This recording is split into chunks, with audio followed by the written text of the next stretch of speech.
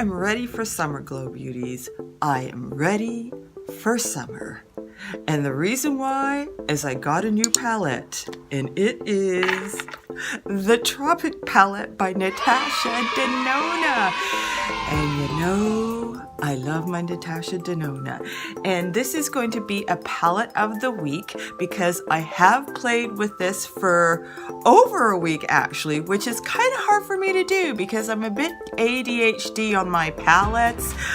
I'm like a butterfly. I flip from one palette to the other. When I land on one beauty, I'm side-eyeing another beauty. I'm a bit ADHD, but this one was very easy for me to land and linger on. This is going to be a palette of the week. I'm going to review it. I'm going to bust some misunderstandings, myths on this palette. Also, I will be doing, of course, swatches, a mini little demo. I'm going to include a couple of more pictures so that you can see the variety of what this palette can do. Oh yes, and I also have a couple of dupes I want to show you. So anyway, let us get started. The packaging. Now, as you can see, this is a beauty. This is now a very hard plastic. It actually is very well made. It actually reminds me of children's toys, the hard plastic on children's toys, but not in a bad way. It's really, really well constructed, and I really actually love this new packaging. The old packaging was the faux leather. I really like that too, but this is really fun for the summer. It's light, breezy. You've got this beautiful blue. It reminds me of the sky, the sea. You've got the lettering in the kind of reddish magenta color. And then it even has, we're going to open it up a little, it even has the red here, which reminds me of the beautiful tropical hibiscus flowers, which are kind of like this magenta berry color. It's beautiful. So this is so tropical. And then on the back, which I love that Natasha is doing with her new palette, she reconfigured the components for the 5-pan, and they also have these holes on the back of the palette.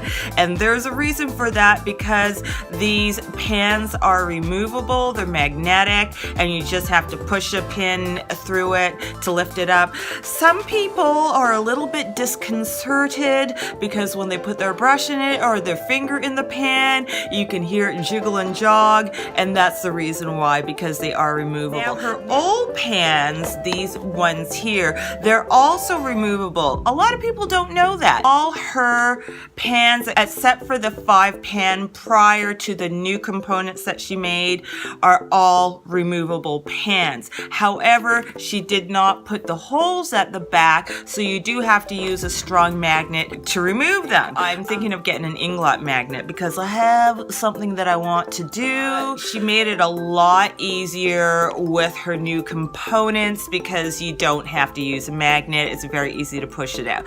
But with that, you suffer a little cost with the little jiggling. Even with her 5 pans, it does jiggle a little bit. Kind of wish maybe she could make it a little bit more firmer. Otherwise, I have no problem with that. So I'm loving this new whole design, and also the mirror is fantastic in it as per usual, and it fills up the whole of the back. So make it very easy for you to be able to do your makeup without a big mirror in the bathroom, or if you're traveling, there isn't a mirror. I don't know why there wouldn't be a mirror unless you're camping. If you are camping, you probably don't want to be putting on this much makeup. First, before we talk about the shadows, because I'm gonna dive in deep to these shadows, before we talk about it, let's go watch the swatches.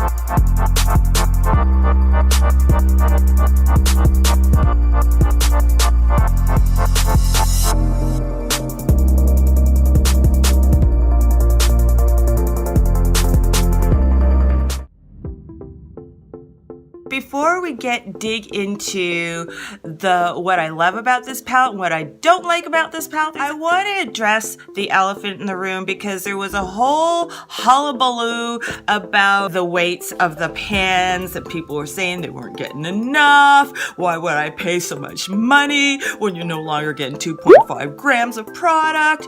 Well, in fact, her old packaging holds 2.5 grams of product. So you get a lot more grams of product in her shadows compared to others like Marc Jacobs. Doesn't hold that much. I think it's only about 1.2, and I could be completely wrong. Modern Renaissance only holds 0.97 grams, so you get a lot of product in here. Even like a Makeup Geek holds about 1.8 grams. All her other palettes, like these ones, held 2.5 grams of product. Now remember, this is in weight, not in volume. So Beauty News wanted to crack the code on this. This is another channel. They're amazing. If you don't know about them, you should follow them. Anyway, they like to do these things where they deconstruct the products, basically break them down. What they did is they did a test to see the actual weight of the product, each individual pans, and also they broke down some in, I believe it was the 5 pans and 1 or 2 of her other larger palettes. Normally, Natasha's other palette held 2.5 grams, and this was the only one that apparently held 1.5 grams of product. However, Beauty News broke the code on this, broke down the about 5 pans of each one in here, and a couple in some other of Natasha's bigger palettes, and the 5 pan palettes, and we found out exactly what the weights are.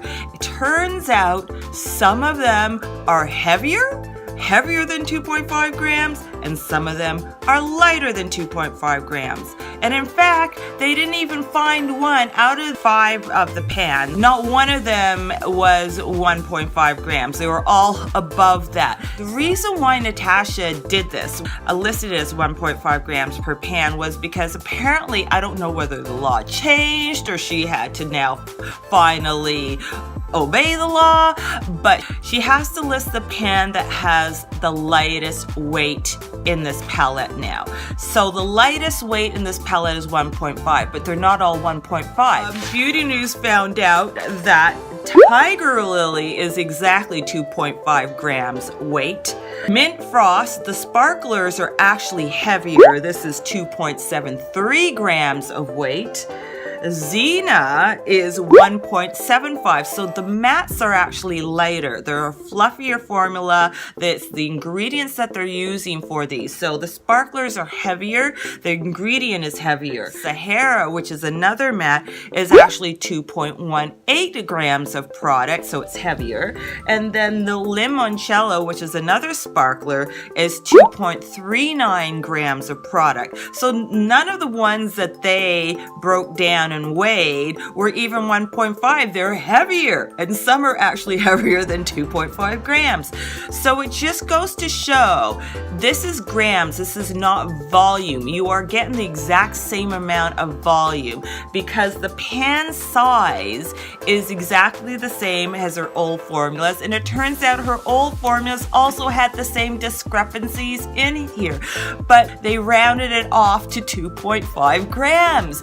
But here now the law states you can't do that anymore. You have to round it to the lowest common denominator, which was 1.5. There's actually a lot of product in here. The volume is exactly the same. So if you put these palettes together, they measured the pan size. They're exactly the same depth. They're exactly the same width, height. It's exactly the same. Sorry, you guys. It's exactly the same, except that the weights are different. So you're gonna get the same volume. So that means there's gonna be the same amount of product in each pan to put on your eye. You're not getting any less. It's just that the ingredients, some ingredients weigh more, some ingredients weigh less. It's kind of like if 2 people, were the exact same height, were the exact same slimness, so they had the exact same body slimness and height, so they took up the same volume but weighed differently. And that's completely possible because in ballet class when I was younger, we were all these young, lithe. I was very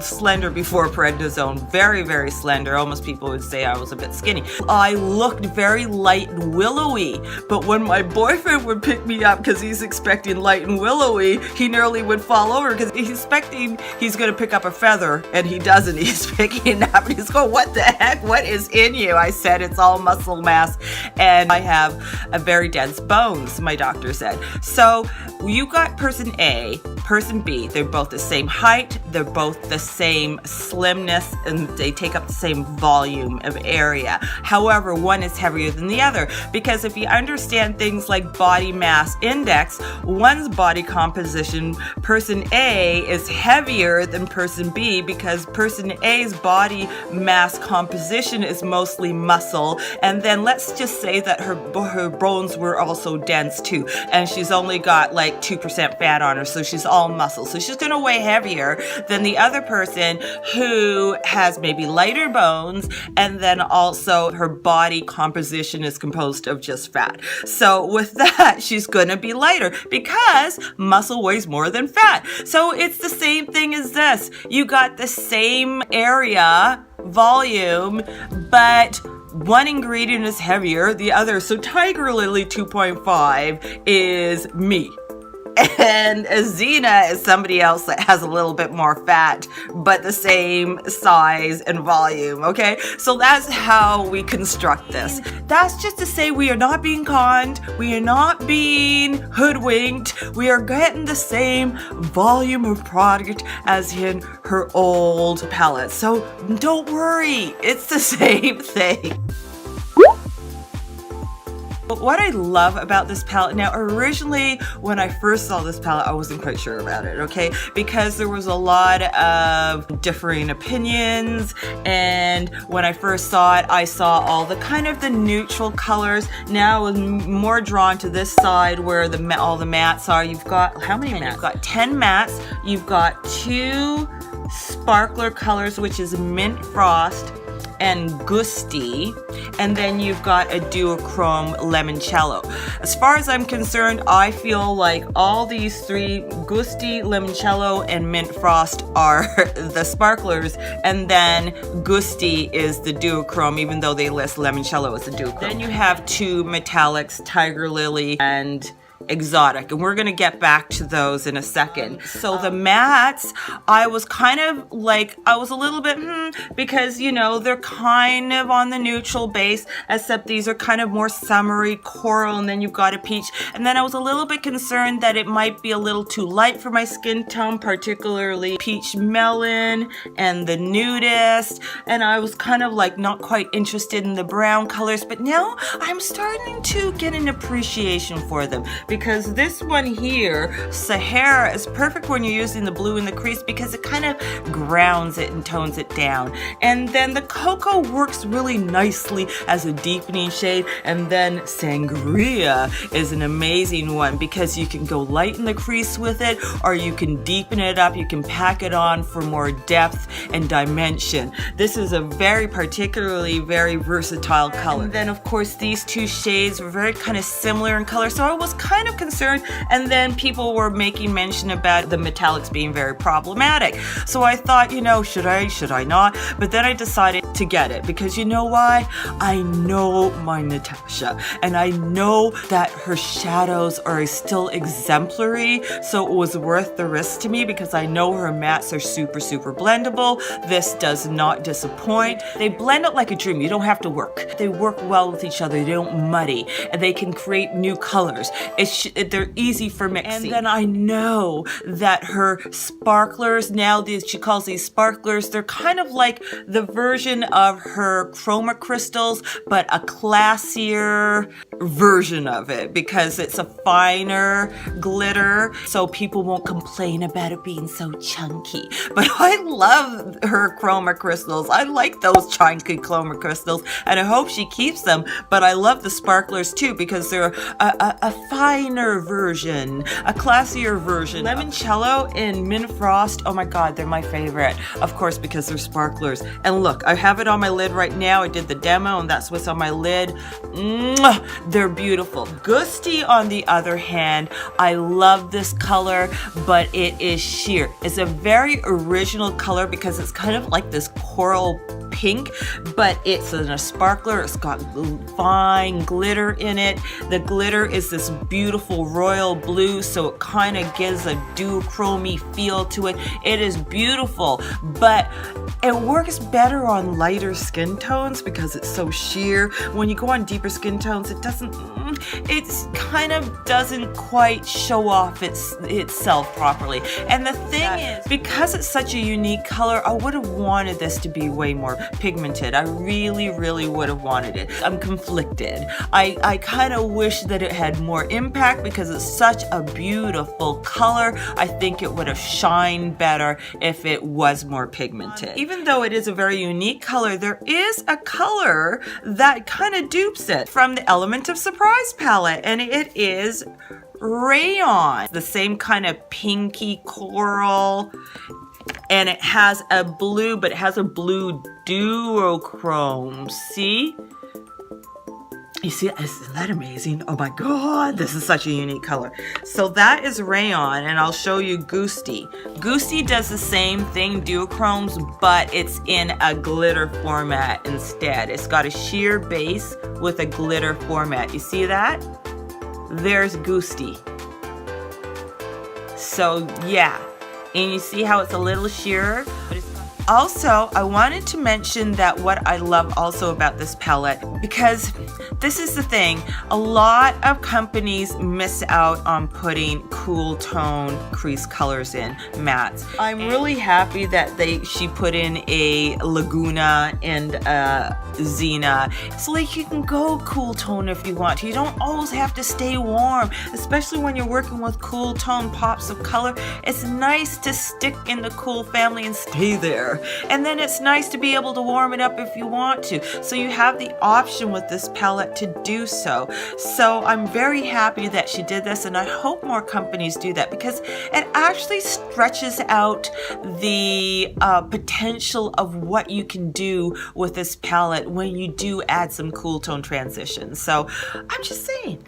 I tend to veer to these mattes over here, the more coral section here. I really haven't used that. Peach Melon still is a bit light for me. However, if you know how to manipulate the density of a color by kind of packing it on, you'll get more impact than instead of just kind of trying to blend it in. Especially if it's a little bit light for you, try packing it on.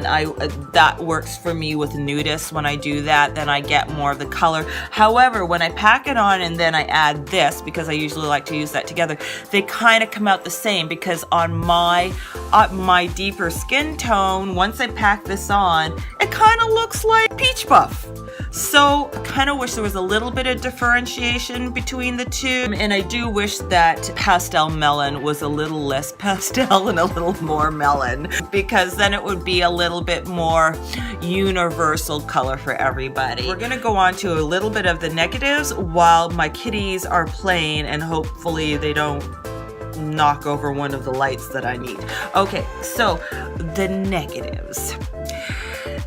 Gusty being too sheer, because Gusty, when I think of Gusty, I think of gastronomical, I think of gusto, I think of pigmented, and it's not. So this is a very, as I said, a very unique, beautiful color, and I just wish that it got to be played off more by being pigmented instead of being made a sheer color. Now, the problematic ones here, the controversial ones, are her metallics, and I forgot to mention this is all a new formula. I kind of wish that Natasha didn't do that, because everybody already loves her old formula, her metallic, her mattes. The mattes are a little bit smoother. They play the same. They do the same beautiful blending on your eye. Of course, the new formula and the sparklers are amazing, but I still do hope that she continues with the chroma crystals also, which have a little bit of bigger glitter in it. Then we've got the metallics. Her old metallic formula is amazing. I hope she still keeps those. These new metallic formula needs some work. The color in these are amazing. This is a royal blue and this is like a beautiful green teal. But this exotic doesn't act exotic. The color is exotic, but it doesn't act exotic. It is hard panned, and I don't even mean that when you put your finger in it, you hard pan it. I mean the whole shadow itself is hard panned. You basically can't get anything onto your brush, and you can't get anything onto your eye. It doesn't even release from the brush. It almost kind of, if you can get it on the brush, it just stains the brush. So this is very, very difficult. I did do a look with it, but it was very hard to do. When you're paying the money for a Natasha Denona, this should not happen. Basically, this is a lemon. It is not limoncello. It's just a lemon. Tiger Lily is not as hard panned as this. It will still transfer onto your brush and onto your eye. You just have to build it up more. It takes a bit of building. At least it allows you a little bit of control, but it's still a bit frustrating because it takes a bit of building. I can work with this. I can't work with this. It's so hard. And when you're paying this much money and that, you know, you have an expectation, you do not want even one pan to be a lemon. Now, the thing is, you say, well, I saw her do a demo on her channel with exotic and it came on beautiful and it was on her brush. Yes, that's the thing. It was pigmented on her brush. It was luscious on her brush and she was putting it on the model's eye and it was going on with perfection. And I'm going, what palette was she working with? So I'm getting, now this is all, I have no receipts. This is all just a little bit of tea. Over there's my teacup. Surmising. I'm wondering whether the palette that she's working with and the ones that people get in PR may be a first run of the palette and the metallics came out right. And then when they went for the long run for the merchandise palettes, these ones were overpressed or something so that they don't work. I have a feeling that might be what happened. So that's why hers works and PR people, theirs works and ours don't. So I'm hoping that she will listen to our customers like Anastasia Beverly Hills did. And when they do the second run on this, that they correct this, because this palette is really good. And it's fantastic for the summer. The metallics need to be worked on, or just go back to your old formula metallics. They're beautiful. I love them. We all love them. We want them. We want them back. Let us go on to the demo and you'll see how I got this eye look. And then I will show two more pictures of the different eye looks, one with the exotic, so you can see what the potential of this summer beauty of a palette.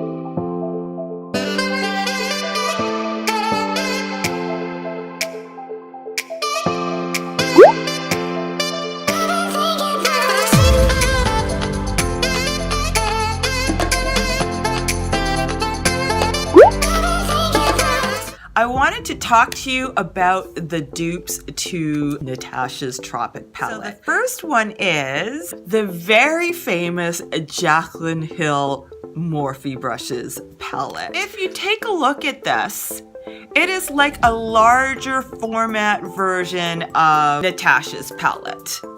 same vibe, same pops of color over here, same neutrals in the similar color family. Is very much the same. You can get the same looks from the Jaclyn Hill palette as you would from the Natasha palette. The only thing that's missing is the cooler transition colors. But if you keep to the color family here, you can get the same looks. It just won't have the finish of the Natasha Denona, and it won't have the easy blendability. But you know what?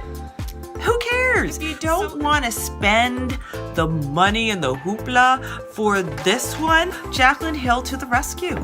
The second dupe is, this is my version of a dupe. There was a couple of colors I just did not have an exact or something that looked very similar to, but a lot of this is very, very similar. I think I did a pretty good job. A lot of these are almost exact dupes, and some of them I did poetic license on because I didn't have the exact color. Sometimes you really don't want to spend the money for a palette, you just want to be inspired by the color story. This is a nice way to be inspired by a color story and use the singles that you have and use them in different ways that you wouldn't think of so that you can enjoy your singles and use them up. I find it so much fun. It's kind of like playing with a puzzle and putting the puzzle pieces together. So those are my other options for this palette. I love this palette, and I know I am so glad that I got it despite the caveats to it.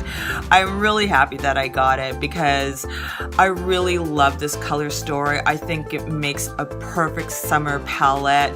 So even though I'm a bit of a butterfly and love to kind of jump from one palette to another, I'm gonna probably be making a lot of use. This is gonna be one of my major go-to this summer. So I'm so happy that I got it. And of course, with the caveats that I really do think that Natasha should kind of on her second run, if she does a second run, because I guess this is supposed to be a limited edition, but if she does a second run and if she ever does these metallics again, I really do feel that she needs to go back to the drawing board on fixing the metallics in this, or just go back to your original metallic. Please, Natasha, just kind of fix them first and then we will be very happy campers. I hope she does that. It would be really great because these are beautiful colors and I would really like to see them work properly in this palette. So that's my take on it. I'm not returning it. This is a keeper. So what do you Glow Beauties think? Do you plan on getting this palette despite the little caveats in it? Are you intrigued and excited about the color story?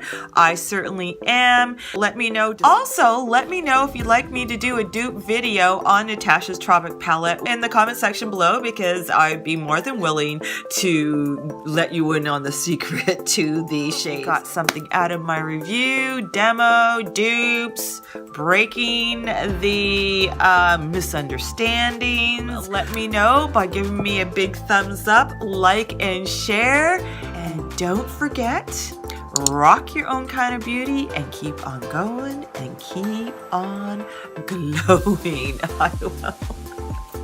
Especially with these eyes.